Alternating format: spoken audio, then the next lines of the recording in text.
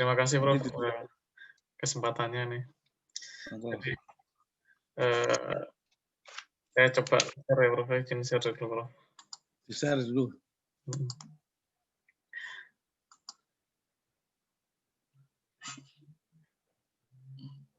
Gitu. Oke. Nah ini chapter yang kedua itu Prof ya. Jadi kalau tadi Bu Susi udah menceritakan tentang apa itu sains sama filsafat, harusnya kita sudah bisa menyimpulkan itu ya, harusnya.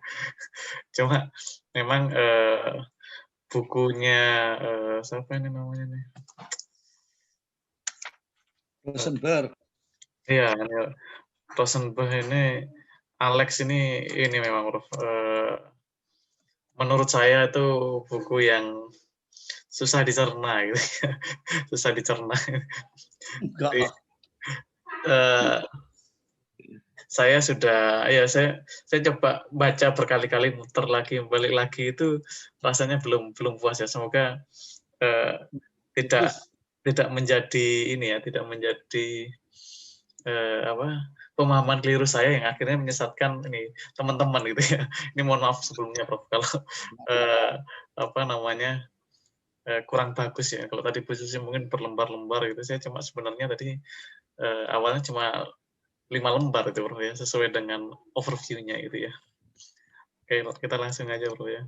Oke, udah apa-apa kok. Nah ini silakan aja kita. Ya Bro, ini mengenai mengapa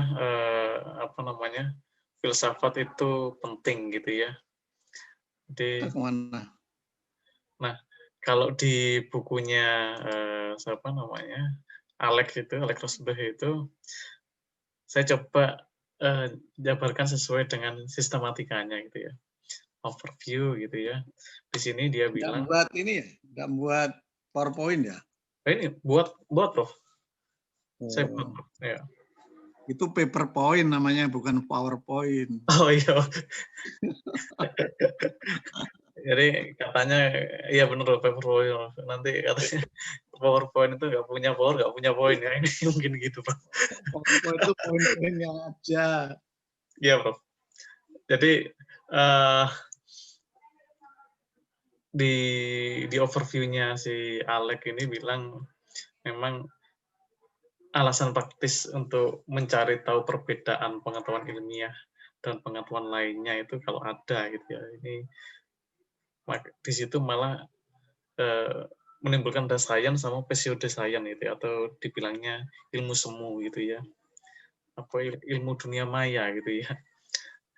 Nah, ini diharapkan sih dengan mempelajari filsafat itu membantu manusia itu yang membedakan antara sains yang terus berkembang gitu ya, dan dampaknya pada budaya terus dan lain-lain ya. Makanya di sini salah satunya dibilangkan kenapa sains itu ya, ilmu pengetahuan itu lebih berkembang di barat nanti dibandingkan dengan budaya penolakan mungkin di ini apa non west di luar barat gitu ya, mungkin di timur itu, meskipun sains itu sebenarnya juga berkembang di luar barat itu ya, kayak pupuk misiu di Cina itu ya, nanti dijelaskan di situ itu ya. Nah, di sistematik yang pertama, pertanyaan ilmiah yang belum dapat dijawab melalui ilmu pengetahuan itu ya. Ada dua gitu ya. Jadi seperti sebelumnya sudah dijelaskan Prof. Jip itu, pertanyaan yang pertama tentang apa itu angka gitu ya, misalnya ya. Apa itu angka, kemudian apa itu jam berapa sekarang, atau apa keadilan itu pertanyaan-pertanyaan yang belum bisa dijawab oleh sains gitu ya. Kemudian juga pertanyaan mengenai yang kedua adalah pertanyaan tentang apa batasan dari ilmu pengetahuan. Jadi lintas ilmu pengetahuan itu sampai mana sih? Bagaimana ilmu pengetahuan bekerja? terus harusnya bekerjanya itu bagaimana, sains itu apa metodenya, di mana ilmu pengetahuan itu berlaku dan enggak itu di mana itu tadi pertanyaan-pertanyaan yang belum dapat dijawab, pertanyaan ilmiah yang belum dijawab, mampu dijawab oleh ilmu pengetahuan seperti yang sudah dijelaskan Prof. Cip. Kalau saya simpulkan itu awalnya yang berkembang itu ilmu alam, nature atau ilmu fisik gitu ya. Kemudian dibandingkan dengan ilmu semu ya, pseudoscience itu akhirnya lahirlah ini apa yang disebut ilmu sosial ya dan perilaku mulai berkembang. Jadi dia menerapkan antara metode empiris khasnya ilmu alam gitu ya, terus ke metode non empiris sama epistemologis. Ya akhirnya ini apa lahirlah filsafat ilmu gitu ya. Nah Prof. ini yang saya ya Piru. Klarifikasi sedikit Prof. Ya Ya, silakan. jangan. Shadow itu terjemahannya hari arti harfiahnya semu, maya atau bayangan ya? Shadow science. Ini di layar kan dari ilmu shadow itu sebetulnya apa ya, bukan bayangan, bukan. Shadow itu seakan-akan ilmu. Itu mungkin ya kalau bahasa Indonesianya. Ya, seakan-akan ilmu. Ini kayak ilmu maya, ilmu baca tarot, ilmu ya. Nah, itu ilmu-ilmu apa ya? Alternatif istilahnya gitu. Nanti istilahnya kalau saya baca ya, kalau mohon maaf kalau saya keliru gitu ya. Itu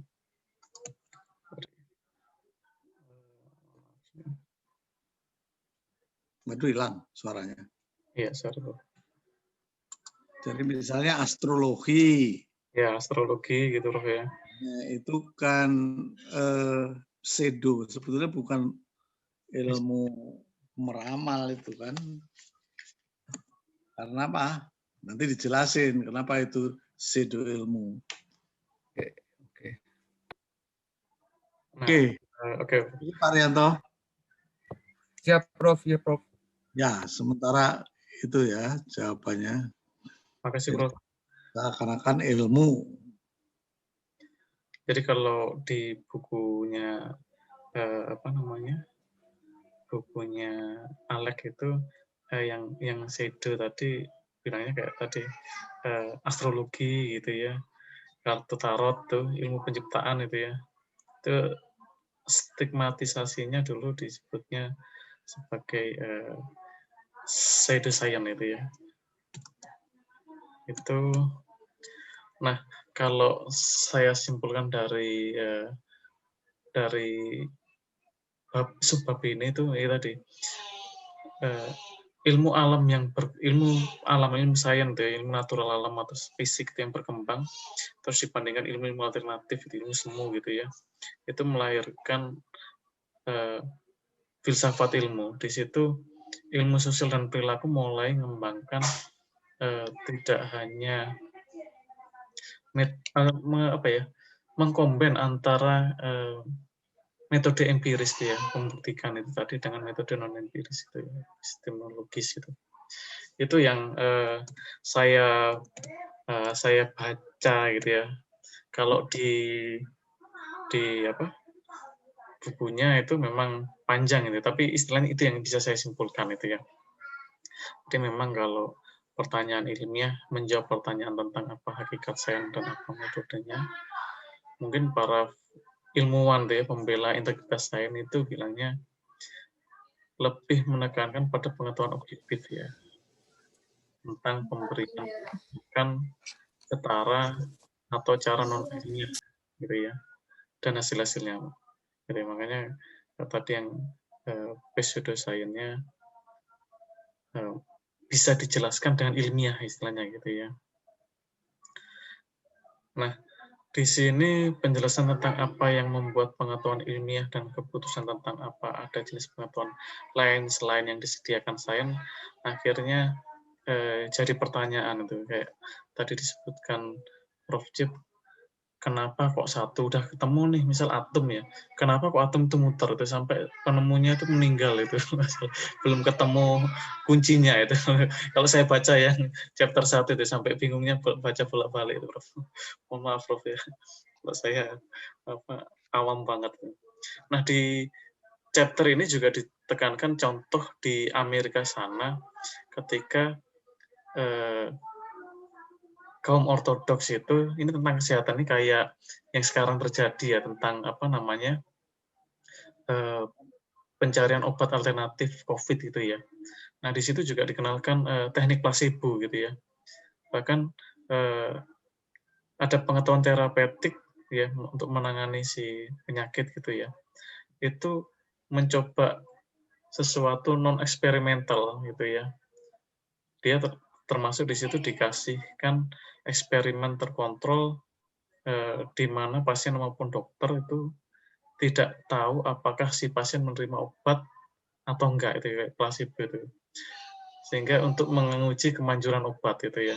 Nah, ini percobaan buta ganda terkontrol ini satu-satunya cara untuk menilai efektif secara ilmiah. Ya, maka tentang pengobatan alternatif di luar jangkauan penilaian ilmiah pun dilakukan gitu ya. Jadi ini mungkin cocok dengan kondisi sekarang gitu ya. Kita sudah menemukan kalau kalau kaum ilmiah itu bilangnya obatnya pakai penyakit yang dilemahkan gitu ya. Teorinya gitu. Terus ada pengobatan alternatif gitu ya. Dikasihlah placebo itu satunya istilahnya mungkin kekebalan sendiri gitu ya, atau kekebalan karena obat, itu tesnya gitu itu. Penentuan apa ya, filsafat ilmunya akhirnya membuktikan, mengeksperimenkan ya sesuatu, membawa yang ilmiah ke dalam apa ya tadi empiris dengan yang pseudoscience itu dijadikan satu, jadi sesuatu yang tidak mungkin jadi dibuktikan eksperimennya jadi ilmiah gitu ya. Handoko itu dalam rangka menjelaskan apa itu? Ada eksperimen, ada obat tradisional. Isi dari itu, Prof, yang chapter itu, Prof, chapter Ya, subchapter itu.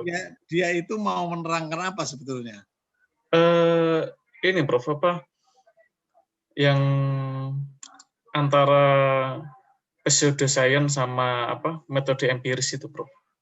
Ya, terus? Ya, akhirnya kan lahir ini, Prof, lahir apa namanya? Yang saya anggap itu dia filsafat ilmu itu, Prof. Jadi pembuktian secara ilmiah gitu. Akhirnya kan orang kan mau tahu terus gitu ya. Nah, itu ya eksperimental terus sama kenyataan ada pengobatan alternatif plus metode ilmiah yang sudah ada dikombin, jadi dibuktikan orang-orang itu gitu. Di situ ada satu istilah yang penting, satu istilah yang disebut human credulity. Ketemu enggak? Di bab 2 itu ada human credulity. Sebentar, saya coba. Saya tidak tahu halaman berapa itu ya. Awal-awal kok. Human credulity, ya ada, Prof. Ada ya. Nah, human credulity itu apa itu? Kalau di sini human credulity itu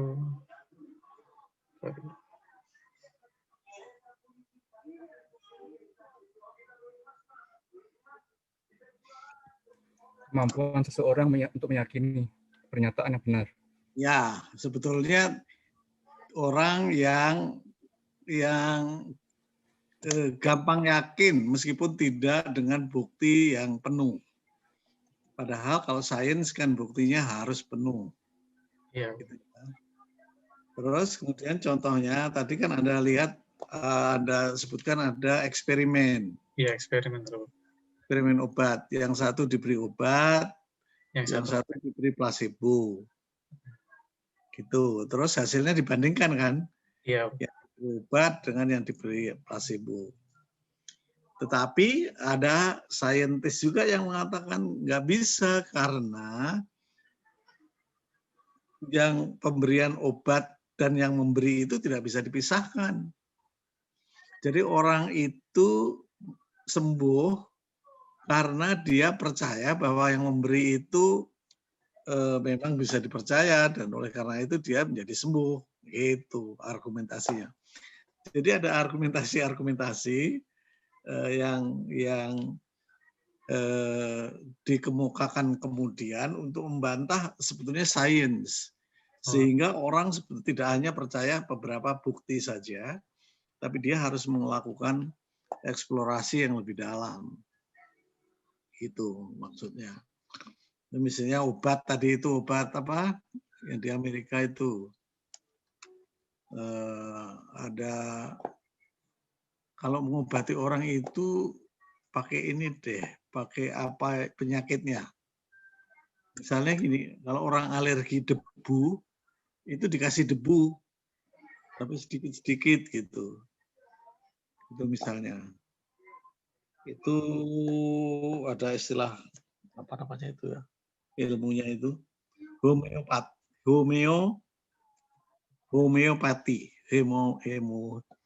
Homeopati. Jadi itu dipakai sampai sekarang. Buktinya bahwa itu memang iya, itu belum pasti. Jadi artinya ilmu itu berkembang juga karena itu terus mencari jawaban-jawaban.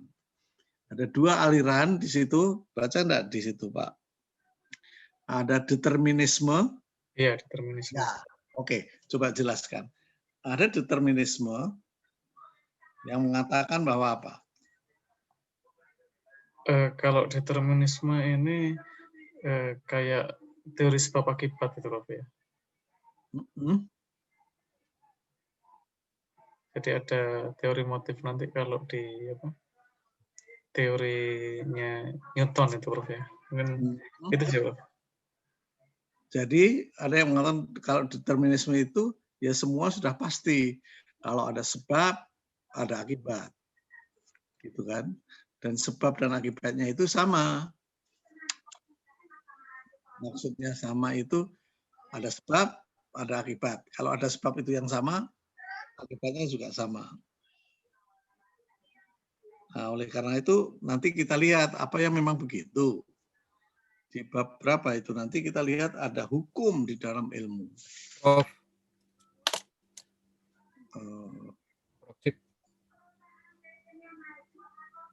Putus-putus saya dengar. Prof. Izin Prof. Mau ngomong, silakan. Kalau Pak Andaka, izin sebentar Pak Andaka. Ya silakan Pak. Silakan, kita diskusi aja. Kalau diartikan hubungan sebab akibat tadi determinisme ya Prof ya. Ya. Saya membayangkan ujung dari kuliah ini kan membuat disertasi. Nah, apakah bisa diartikan variabel-variabel independen itu sebab yang kemudian mengakibatkan variabel dependen sering disebut X dan Y itu ya Prof? Ya, dan ya betul. Dan itu nanti kita bicarakan itu. Namanya nanti model ada di belakang, paling belakang. Nanti kita paling belakang. Oh maaf Prof ya. Ya, tapi betul itu. Jadi sebab akibat itu. Tetapi kalau baru misalnya path analysis atau regresi itu kan sebetulnya belum sebab dan akibat, tapi baru pengaruh. Kira-kira ada pengaruhnya enggak? Lebih lemah dari itu ada korelasi, ada hubungan enggak? Hubungan kalau kita bicara korelasi atau hubungan itu kita tidak tahu mana sebab, mana akibat. Tapi kalau kita sudah bicara pengaruh, itu sudah ada yang pengaruh, ada yang mempengaruhi. Tetapi belum tentu itu sebab akibat. Itu Pak Rianto. Jadi kita sebetulnya kita cari hukum Salah satu hukum dari sains itu adalah hukum sebab akibat, dan itu harus dicari.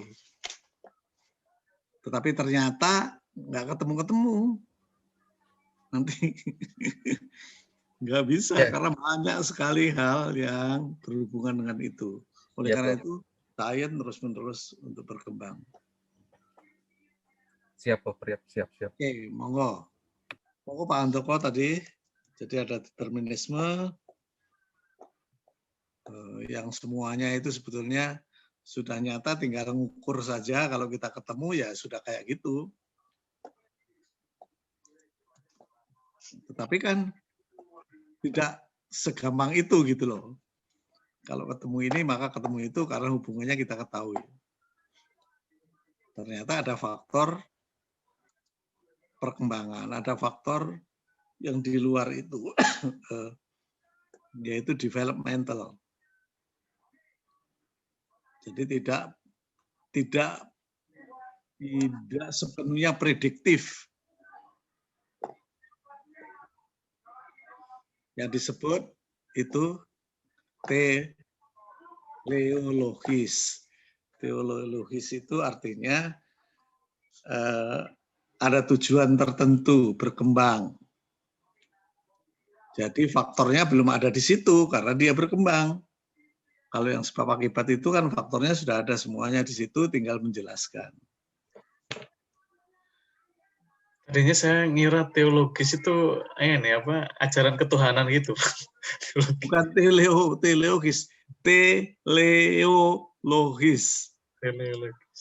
Teleologis. Teleologis itu artinya punya tujuan. Jadi yang saya kembali lagi, contoh saya teori Darwin. Itu tidak bisa dijelaskan tentang sebab akibat. Karena ada kera, maka ada manusia, tidak bisa gitu. Tetapi kera adalah satu perkembangannya dari manusia misalnya gitu. Jadi ini ada tujuan untuk menjadi lebih sempurna.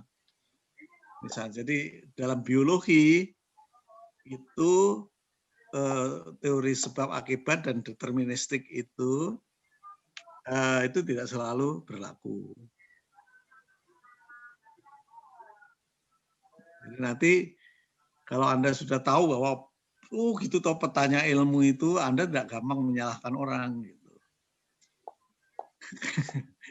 Karena memang bermacam-macam untuk menjawab pertanyaan tentang alam semesta ini. Oke, itu penting itu. Human credulity itu penting. Karena memang manusia ya kalau diceritakan sedikit aja sudah percaya, oleh karena hoax itu jalan terus. Nggak ada buktinya, tapi orang kalau dibuat agak ini seakan-akan iya gitu ya percaya terus. Oke, silakan terus. Nah,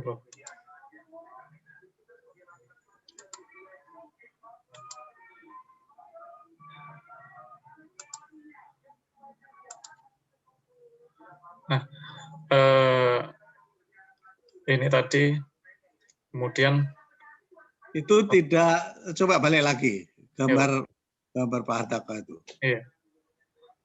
Itu ada metode empiris, metode non empiris, epistemologis, filsafat ilmu, gimana itu? Ya tadi Prof, kalau nggak salah, maksud pemahaman saya, maaf kalau keliru Prof.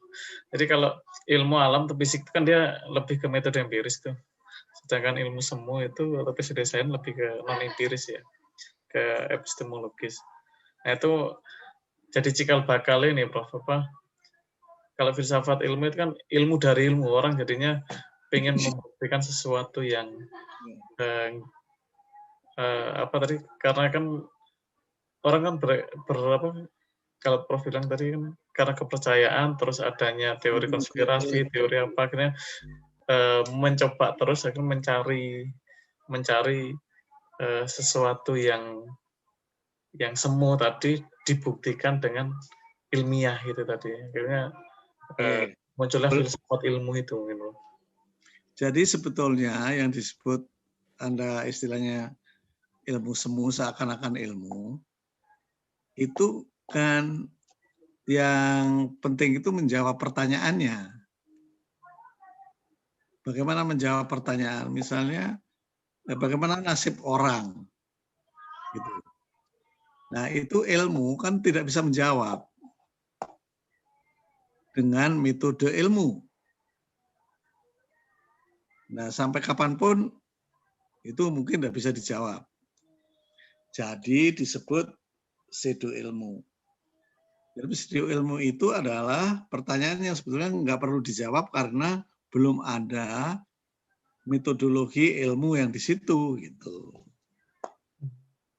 Bukan tidak ada, cuman kita tidak bisa menggaransi dengan jawaban itu benar dengan metode ilmu, metodologi keilmuan. Ya. Coba gimana misalnya tadi kita bicara astrologi. Astrologi itu ada berapa bintang tuh? 9 planet loh. Berapa?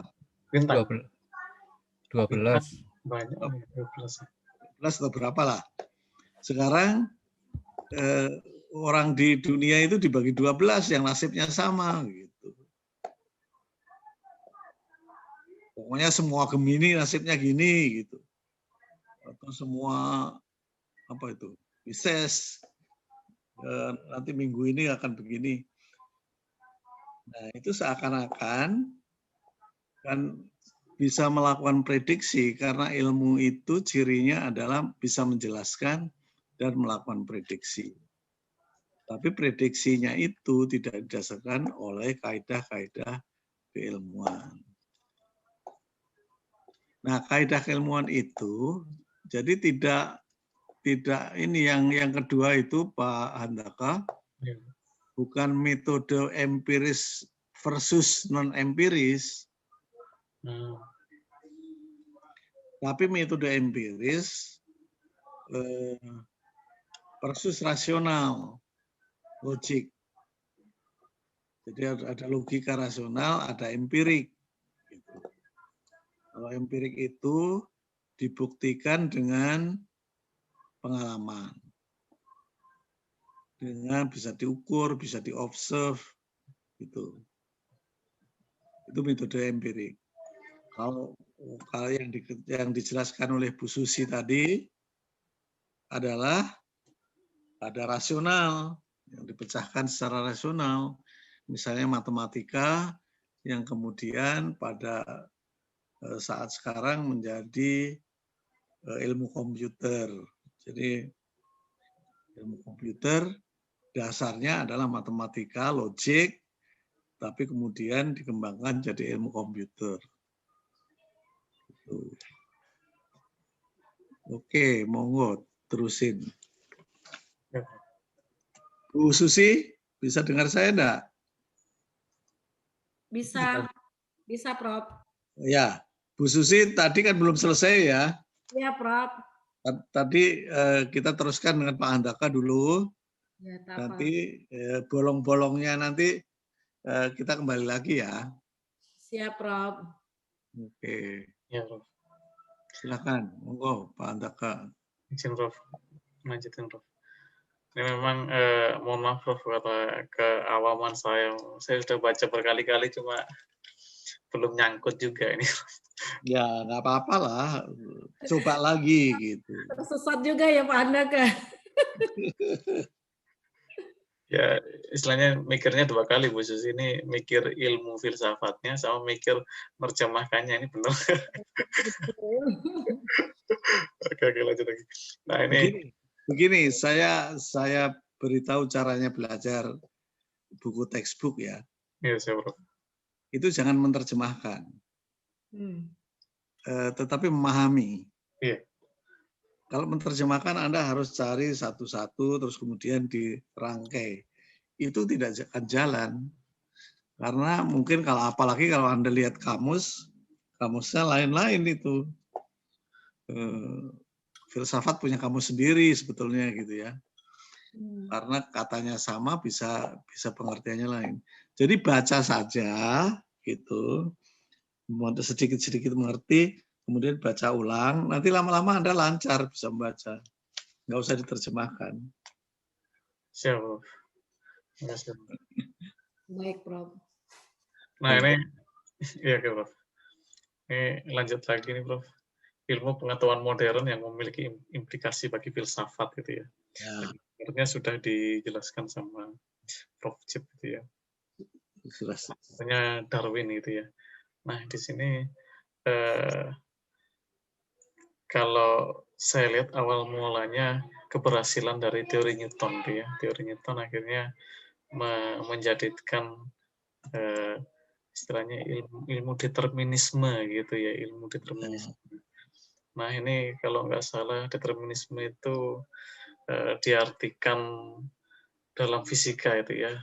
Itu dikenal sebagai sebab akibat. Saya juga coba pakai literatur yang lain gitu ya. Itu kelihatannya dia kalau dalam ilmu fisika dikenal dengan sebab akibat. Lalu konsep bahwa peristiwa dalam paradigma tertentu terikat oleh kausalitas ya. Sehingga setiap keadaan dari suatu objek atau peristiwa sepenuhnya ditentukan oleh keadaan sebelumnya. Itu yang dimaksud determinisme gitu ya. Jadi kalau dalam pandangan filosofis, semua peristiwa ditentukan sepenuhnya oleh sebab-sebab yang ada sebelumnya. Gitu ya. Nah, di teori deterministik ini sepanjang sejarah filsafat memang banyak tumpang tindih gitu ya.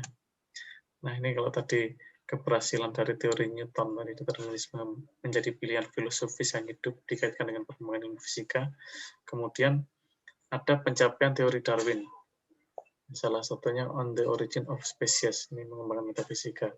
Karena dalam teori Newton yang fisik tadi, dia sempat menyinggung itu mengenai manusia. Jadi manusia semuanya bisa masuk ke dalam ini apa ilmunya Newton itu. Cuma kaum yang tadi disebut Prof. Teolog tadi yang biologis nggak bisa masuk ke dalam ilmu biologis nggak masuk ke dalam ilmu fisik gitu tadi. Jadi nggak bisa dijelaskan di situ. Teleologis ya Prof ya. Kalau teologis lain lagi.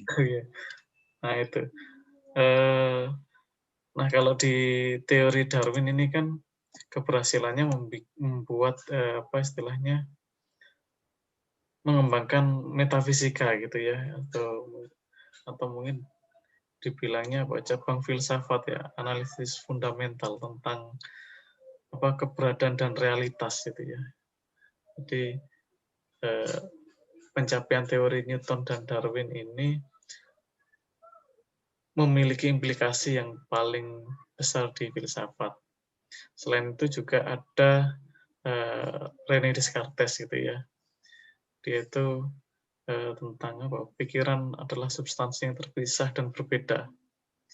Nah, kalau di sini Descartes itu bilangnya dia kan termasuk ini filsafat juga ilmuwan itu ya, ilmuwan ahli matematika Descartes. Jadi disebutkan bahwa pikiran berbeda dari tubuh atau tubuh manapun khususnya otak. Jadi pengikutnya Descartes ini berargumen bahwa pikiran bisa ada tanpa otak seperti halnya kehidupan manusia tanpa respirasi oksigen. Tetapi berpendapat bahwa pikiran tidak identik dengan proses otak mana gitu ya. Sehingga mungkin pikiran jadi substansi yang terpisah dan berbeda, non fisik, sehingga tadi tidak tunduk pada hukum-hukum yang dapat diungkap oleh ilmu fisika gitu ya, ilmu fisik tadi namanya. Di sini terjadi beberapa istilahnya membebaskan manusia dari tindakan manusia dari hukum alam gitu ya, yang diungkap oleh sains tadi sebelumnya. Itu yang bisa saya simpulkan dari dari subchapter ini. Selain itu juga Ada pertanyaan nggak itu? Ya, mengenai sistem aksiomatik gitu ya. Di situ. Jadi kalau di sini Gödel itu bukti Gödel punya 2 implikasi ya. Yang pertama, melakukan lebih dari apapun untuk merusak kepercayaan positif logis, karena si sistem aksiomatik ini cukup untuk memuat semua aturan aritmatika yang tidak cukup kuat untuk memberikan kelengkapan gitu ya. Kalau di beberapa literatur itu, kalau saya lihat sistem aksiomatik itu himpunan aksioma atas beberapa yang menggunakan teorema secara logis gitu ya. Jadi konsep berpikir logis di sini ya. Nanti akan muncul kayak a priori gitu ya, atau sebuah teori gitu di di Gödel ini ya. Gitu ya, kalau kita lihat ilmu pengetahuan modern yang punya implikasi bagi filsafat gitu ya. Itu memang ya mohon maaf nih kalau penjelasannya kurang pas ya, nggak seperti Prof. Jepri. Memang saya lagi mencerna juga, Prof. Saya mencerna juga. Nggak apa-apa, gitu kita kan nggak apa-apa. Jadi ini kan membicarakan masalah sains, gitu ya. Tadi sebelumnya dibicarakan kalau matematika itu kemudian menghasilkan matematika itu dari mana? Dari pikiran kan, dari Descartes gitu ya. Artinya dari logika, tetapi menghasilkan ilmu komputer. Nah, kalau sudah ilmu komputer itu penjelasannya banyak yang sebab akibat. Itu jelas gitu. Cuman banyak hal ternyata yang tidak bisa dijelaskan dengan ilmu komputer. Jadi Anda tidak bisa menyamakan misalnya manusia itu seperti komputer, ada input, proses, dan output, begitu saja. Tidak bisa, karena ada sesuatu yang lebih dari itu. Ada bermacam-macam, nanti kita bicara tentang masalah anomali. Ada beberapa anomali dari hukum sebab akibat, yang sebetulnya itu adalah sesuatu yang lebih kompleks dibandingkan dengan hukum sebab akibat. Nah, terus kita bicara tentang Newton tadi. Newton itu tadi kita bicara tentang determinisme, yaitu sebab akibat yang bisa diobservasi pada semua hal. Jadi kalau kita misalnya tahu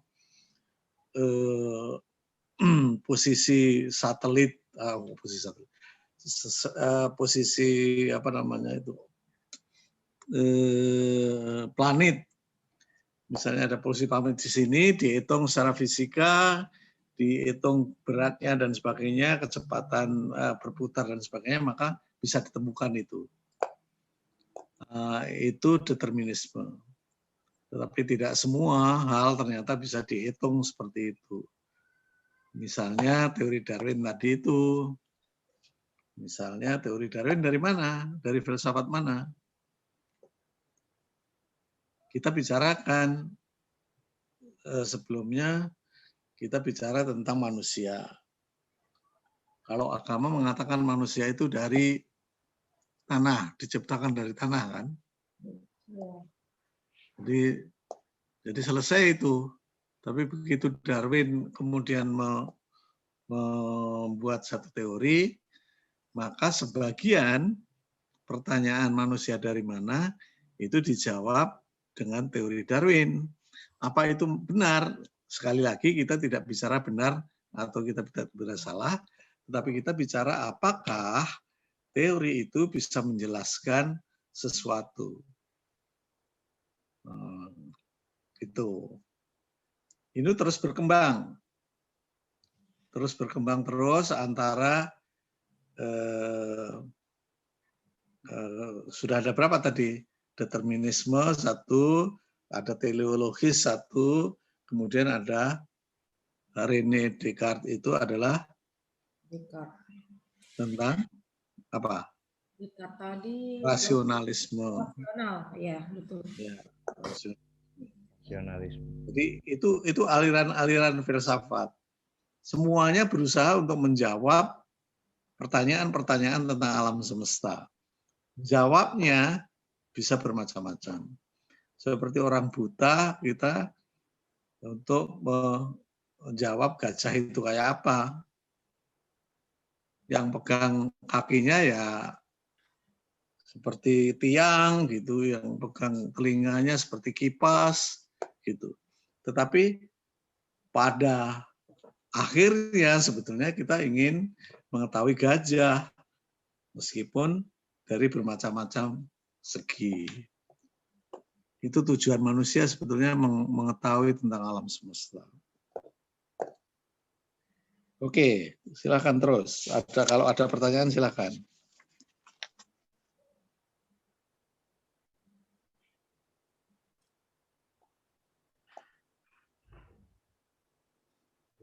Oke, makasih Prof. Jadi agak cerah nih Prof.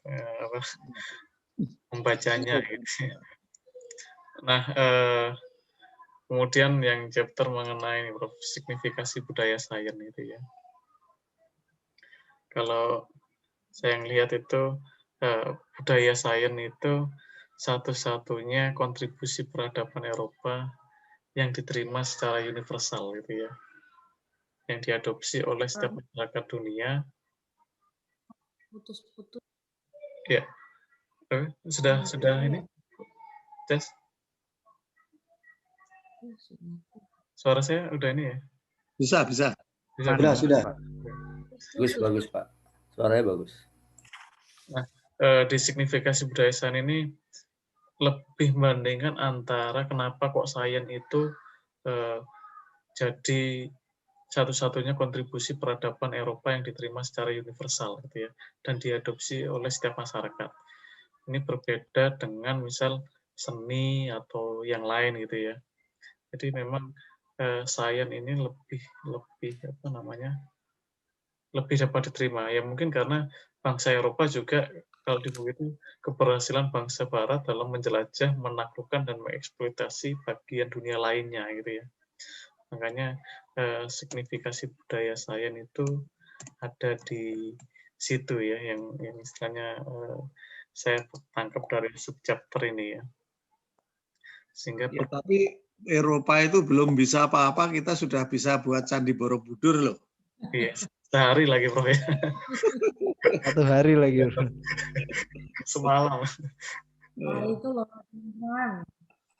Situs Gunung Padang lebih lama lagi, Prof. Jadi ini kan menjawab pertanyaan apakah sebetulnya perkembangan ilmu pengetahuan itu dipengaruhi oleh budaya. Ternyata ilmu ya, kalau kita belajar ilmu seperti ini gitu ya, itu memang dari Eropa. Tapi Eropa sendiri sebetulnya kan dari Arab sih, dari peradaban di Arab, Turki segala macam yang kemudian Konstantinopel kemudian ke barat. Nah, tapi kalau kita lihat sebetulnya karena rasa ingin tahu yang itu terus dipupuk. Jadi mengapa misalnya kok Amerika bisa menjelajah angkasa gitu ya, kok enggak kita gitu.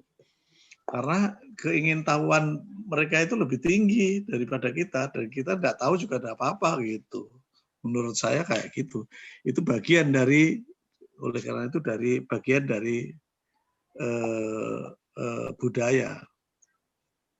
Mungkin kita bukan keingintahuan kita bukan tentang hal-hal yang bersifat fisik, tetapi hal-hal yang bersifat non-fisik. Jadi tenaga dalam juga dari kita kan? Iya. Karena arah pertanyaan kita itu adalah arah pertanyaan ke dalam. bukan keluar secara objektif, tapi ke dalam yang berupa banyak berkaitan dengan nilai-nilai dari keberadaan manusia, gitu ke situ. Gitu. Mungkin itu sebabnya. Dan tadi dijelaskan mengapa Barat, karena memang Barat menguasai menguasai dunia dalam pengertian dia jajah di mana-mana.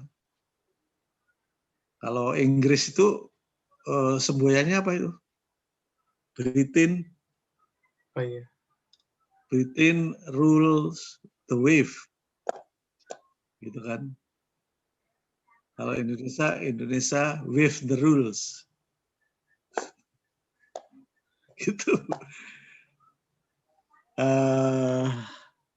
Jadi memang dia menguasai ombak lautan di dunia sehingga dia pergi ke mana-mana. Oleh karena itu juga sains kemudian mengikuti penyebarannya. Oke, silakan terus. Oke, Prof. Nah, terus kemudian di subchapter yang terakhir, subbab terakhir itu mengapa sains adalah satu-satunya fitur budaya Barat yang diadopsi secara universal selain hubungan yang tadi, karena sains muncul pada awalnya di Barat gitu ya. Namun sebenarnya kalau dari yang saya baca itu almanak gitu istilahnya, banyak yang nggak tertera mungkin di budaya timur gitu ya, apa di negara timur gitu ya, mungkin faktor ya mungkin faktor dokumentasi gitu ya. Ya, terus lagi ya. Itu kayak misiu aja dari Cina aslinya kan itu ya. Jadi banyak yang nggak, yang teknologi sebenarnya nggak cuma dari barat, cuma di timur juga ada gitu ya. Cuma nggak tercetak dengan baik gitu ya. Makanya banyak kaum postmodern itu menentang itu ya, sains barat, misal dibilangnya sains barat kan selalu dicirikan dengan peningkatan terus-menerus dalam pengetahuan objektif tentang dunia gitu ya. Kalau mungkin saya pernah baca itu kayak Einstein tuh ada perkumpulan orang-orang pinter gitu, dia rapat gitu ya, orang-orang malak-malak itu, orang-orang cerdas itu ada rapatnya itu. Kalau kita mungkin kalau di timur mungkin sendiri-sendiri gitu ya, nggak pernah rapat itu, nggak pernah rapat bareng antara, makanya mereka lebih peningkatannya lebih berkembang gitu ya. Kemudian dikaitkan juga ada kondisi lain. Kalau di sini ada kondisi lain, nilai budaya, praktek sosial, institusi politik, kondisi ekonomi yang menghalangi penemuan dan adopsi metode ilmiah yang ada dalam budaya non-barat. Makanya yang jadi universal itu tadi yang dari barat tadi, yang di non-barat malah nggak berkembang gitu ya. Kemudian budaya lain ini memiliki kepentingan yang sama dengan barat dalam peningkatan teknologi, namun beberapa budaya lainnya nggak punya kepentingan dalam peningkatan teknologi. Nah, dari sains ini tadi mewujudkan standar nilai, metode, dan praktek seperti berbeda dengan adat istiadat masyarakat barat yang mungkin tadi akan menghambat adopsi universal. Nah, makanya tadi mengapa sains adalah satu-satunya fitur budaya yang dapat diadopsi secara universal gitu. Itu Prof, dari subchapternya Prof. Sudah nggak ada Prof. Oke, Mas, ada pertanyaan? Prof. Ya, silakan Pak Rianto. Saya mohon pencerahan, Prof. Tadi diskusinya ilmu pengetahuan dipengaruhi oleh budaya. Ya. Tapi kalau saya amati ya, Prof. Ya, saya amati ya, Prof. Apakah sebetulnya kalau saya bisa mengatakan budaya itu juga dipengaruhi oleh ilmu pengetahuan, Prof? Akhir-akhir ini dengan perkembangan ilmu pengetahuan semakin maju, itu juga mempengaruhi budaya kita, Prof. Jadi apakah semata-mata ilmu pengetahuan dipengaruhi oleh budaya, ataukah budaya juga dipengaruhi oleh ilmu pengetahuan? Izin Pak Rianto, kalau nggak salah itu malah budaya, kalau yang di timur ya, budaya itu menghambat pengetahuan gitu ya. Jadi mungkin kayak ada sesuatu istilahnya gini, kenapa ada Tuhan gitu, nggak boleh tanya gitu, istilahnya mungkin kayak gitu ya. Ada hal-hal kalau di timur itu jadi istilahnya apa, wagu aneh hal yang sakral untuk ditanyakan itu ya. Kalau di Eropa dia berkembang terus-menerus karena tadi selain secara ekonomi juga maju, budayanya juga terbuka gitu ya. Mungkin gitu Prof ya. Penjelasannya Ya. Pak Andaka. Ya, Prof. Jadi Pak Andaka mau izin Prof. Silakan. Kalau tentang Tuhan itu kita bicara tentang teologi, bukan teleologis. Budaya yang, maaf saya punya signal nggak bagus ini. Budaya yang saya maksud adalah culture di setiap manusia, di masyarakat, di lingkungan, di wilayah, di negara tertentu. Nah, yang kita diskusikan tadi, ilmu pengetahuan dipengaruhi budaya. Dalam perkembangannya yang saya amati, saya bisa membuat hipotesa bahwa budaya pun juga dipengaruhi oleh ilmu pengetahuan.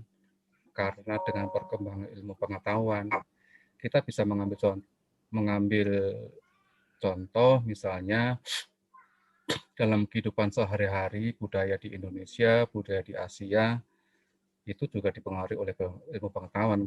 Itu kalau pendapat saya, Pak Andaka. Ya.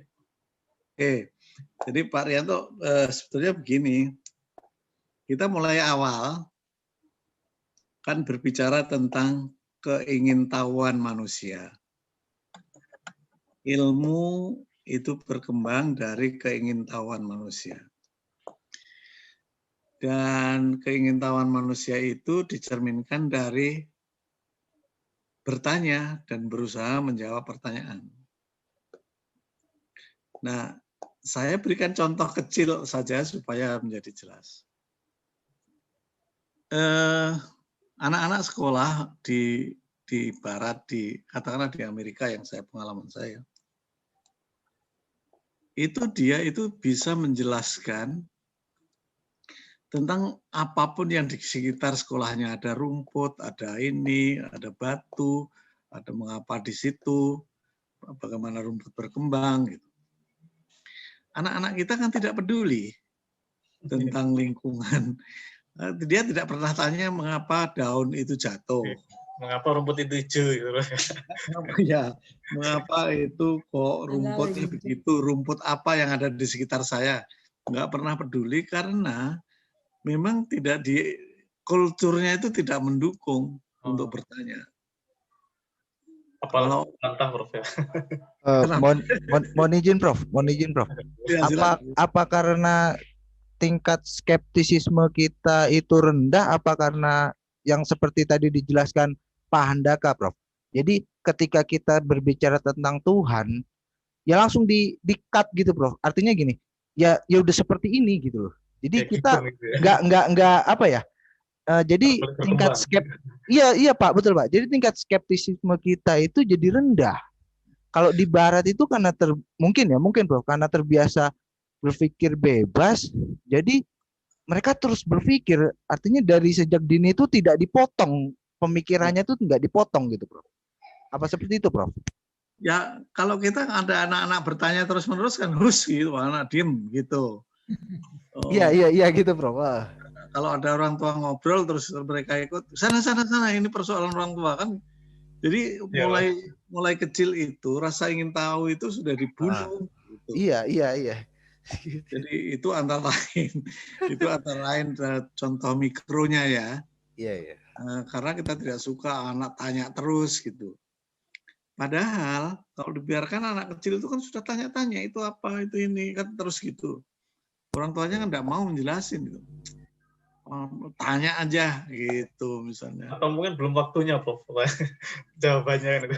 Kadang kan gitu kan. Paling hal biologis itu ya. Nggak ada yang belum waktunya, itu mesti dijawab, mesti ada alasan. Iya. Kalau Harus didorong. kalau seperti itu Pak Andaka, kalau seperti itu ya kayak tadi gitu Pak Andaka. Saya melihatnya tadi kan hambatan jadi budaya. Betul ya. Di sekolah, di rumah juga sama dengan gitu kan? Iya, Bro. Sampai S3 juga gitu kan?